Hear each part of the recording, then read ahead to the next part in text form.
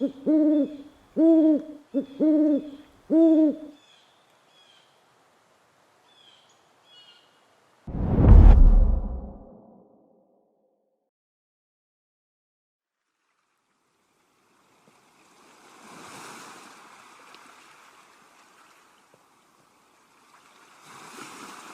at it, you don't feel like coming here.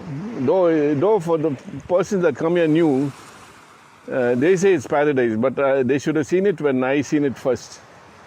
Then it was really paradise.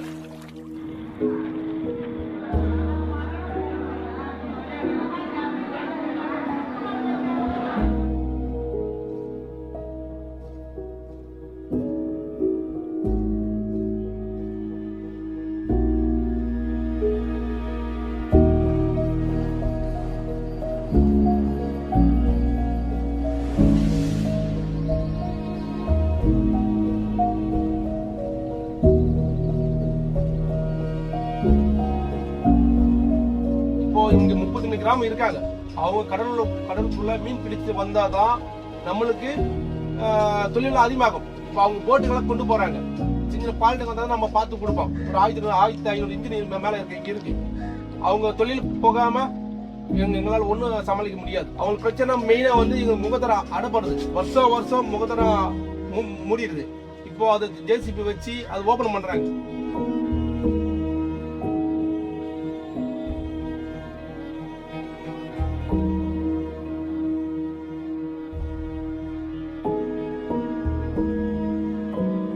உங்களோட ஓட்டு நம்ம கிட்ட எடுத்துட்டு போயிடறாங்க. அதோட நம்மளுக்கு வந்து வீட்டுக்கு மேல போற ஓடு மாதிரி நம்ம ஓரமா தூக்கி போட்டுறாங்க. என்னதான் கஷ்டம் சொல்லிட்டு நம்ம கிட்ட நம்ம போனாலும் நமக்கு கவர்மெண்ட் திரும்பி பார்க்காது.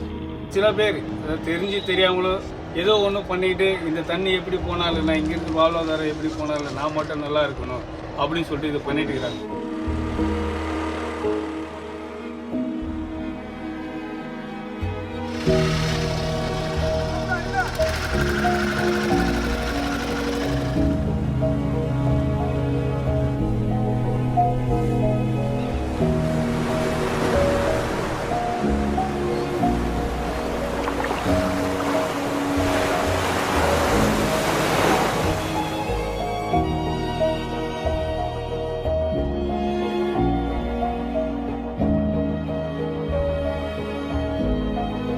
I came here when I was 18 years old.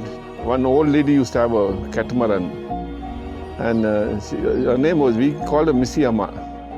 For 25 paisa, 4 annas at that time, each we'll cross it one by one.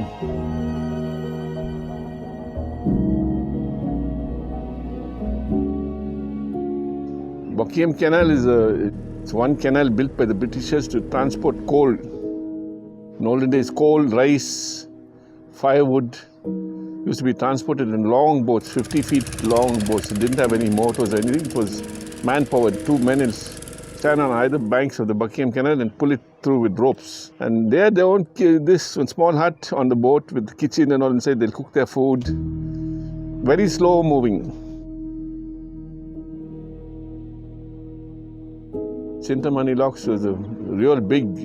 They had solid wooden shutters. They were there when I used to come here first, with huge brass hinges.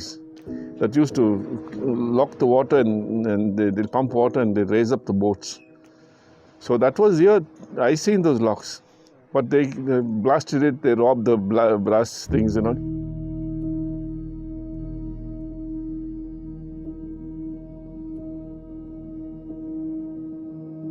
The local people were very respectful. The fishermen, very. Once you get a fisherman friend or a villager friend, as an outsider, you're very welcome. Even if you go to a tribal's house, whatever food he'll have, he'll give it to you. For mines, you won't see anybody. Only the tribals, the Irulas used to stay here. They used to cut wood and sell. They will have this. There'll be a hut. It's called a bombe. Like it's this hut.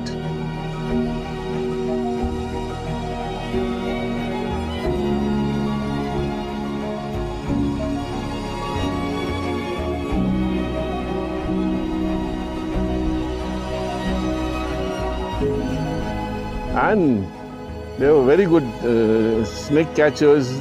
They'd eat all the rats. Good trappers. I had a lot of friends. Very, very tough people.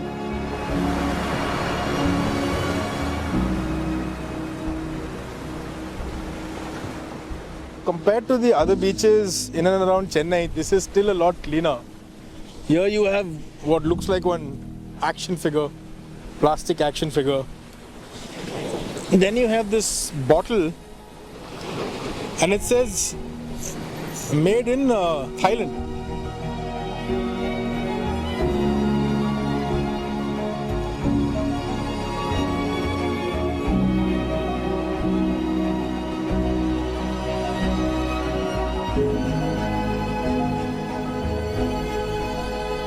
Throughout this coastline, you'll see that they get entangled in nets, they get hit by the motors of the boats. Any given year after the season, you'll find at least 15-20 turtles dead.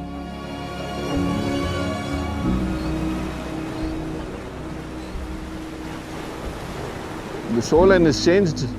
After the port has come, the sea started eating into the land.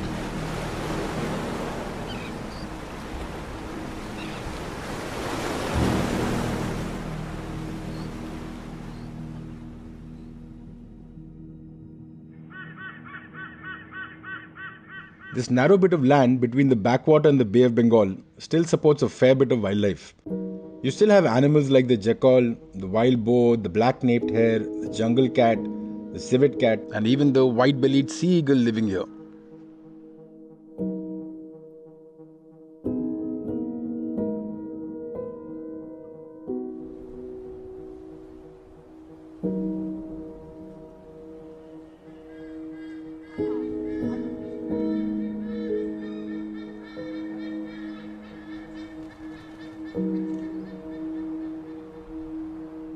In the backwaters, you used to have this interesting little amphibian called the mudskipper. They were fairly common at one point.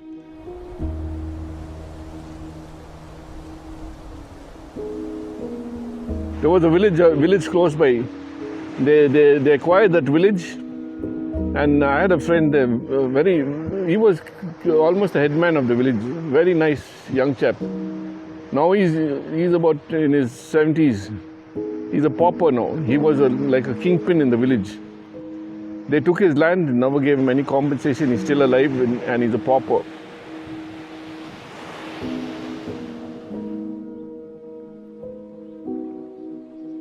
So one of the nice features about this place is like trees like this, these old banyan trees, and you know, these small little waterways which are heading towards the lagoon. Now it's like most of this is gone. It's getting chopped up. At least next to the lagoon, most of these trees, these really old banyan trees have gotten cut down.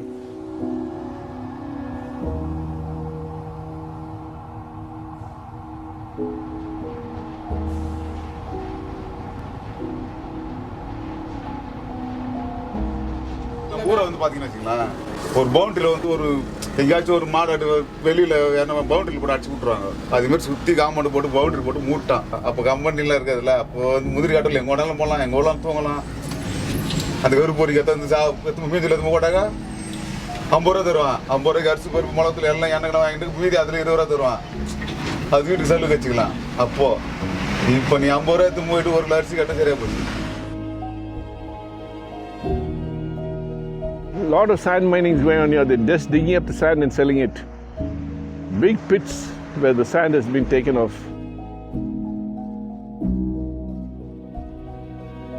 யார் என்ன பார்க்குறாங்க? வராங்க, எல்லா இடத்துலையும் பேட்டி எடுக்கிறாங்க, செய்கிறாங்க, கொள்றாங்க. அவங்க எடுத்து போயிட்டு மேலே இடத்துல தெரிவிக்கிறாங்களா தெரியலையா, இல்லை எந்த அதிகாரிகிட்ட என்ன பண்ணுறாங்க எது பண்ண எனக்கு தெரியாது. அது கூட தெரியாது. இப்போ நாங்கள் 2 பேர் இருக்கிறோம், என் கடைக்கு கேட்குறேன், எங்களுக்கு தெரிஞ்சு நான் சொன்னோம். 1-2 பேர் இருப்பாங்க, அவங்களுக்கு கேட்குறது அவங்க தெரிஞ்சு சொல்லுவோம். இதெல்லாம் எடுத்து போயிட்டு எங்கே எடுத்து போய் சேர்க்குறாங்க, என்ன பண்ணணும் எங்களுக்கு அது தெரியாது.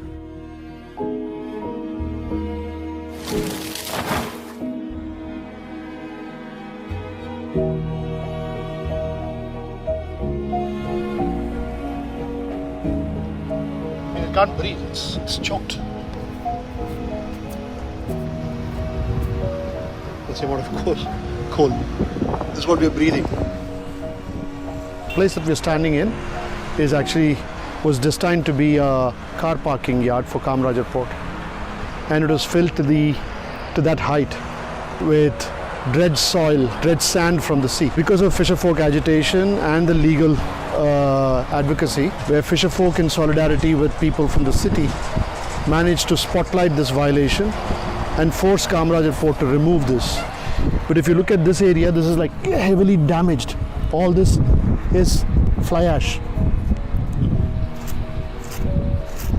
It's about 8 feet deep of fly ash. And this has to be removed if this wetland is to regain its original character. This is a very diverse wetland. What you see around in these clumps are these things. These are all salt resistant plants, and they would grow in carpets over here, and they would be interspersed with mangroves, and those mangroves are found where fresh water and salt water meet. So this area, what you see, what we call a wetland, is actually a wetland is like an average term for an extremely biodiverse mosaic of habitats.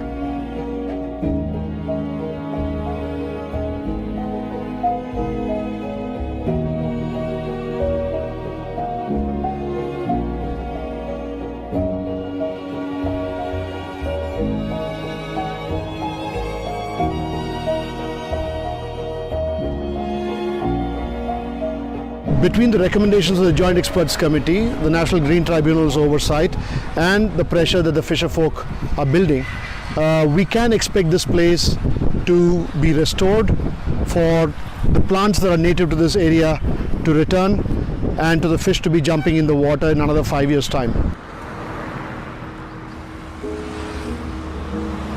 A place like this, a place with the backwater, a place with mangroves, a place where you could, actually do so much outdoor stuff. Even today, even though there's so much industry here, there's still a sizable portion of land where you can do so much.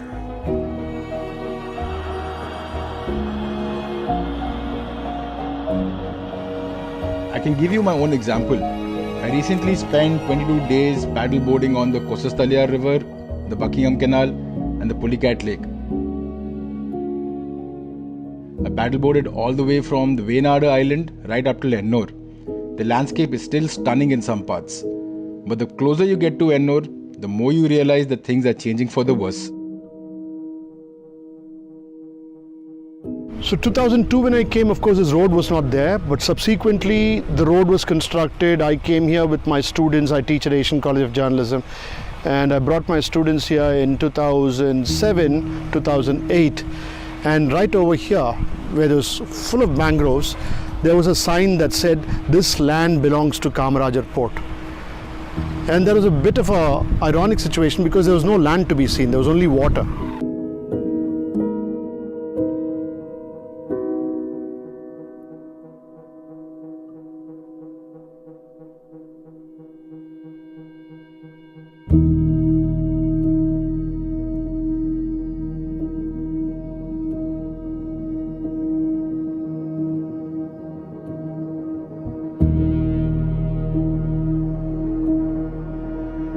A management plan had been prepared for this area in 1996, and it had obtained the approval of the Government of India.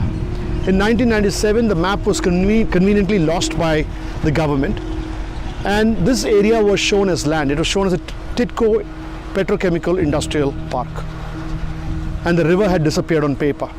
And what is really ironic and strange is that it does not matter whether the river is there on the ground or not. It has to be on the paper for it to survive.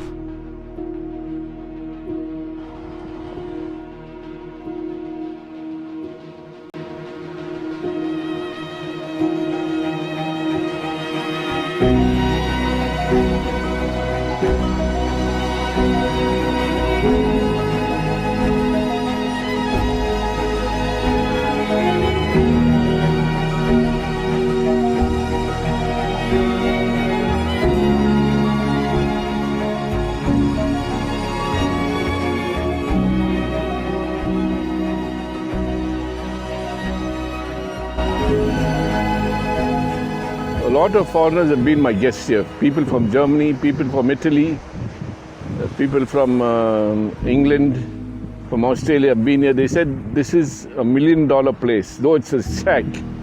They say it's $1 million place. But for people around here, this is a junkyard, like not junkyard. Yeah.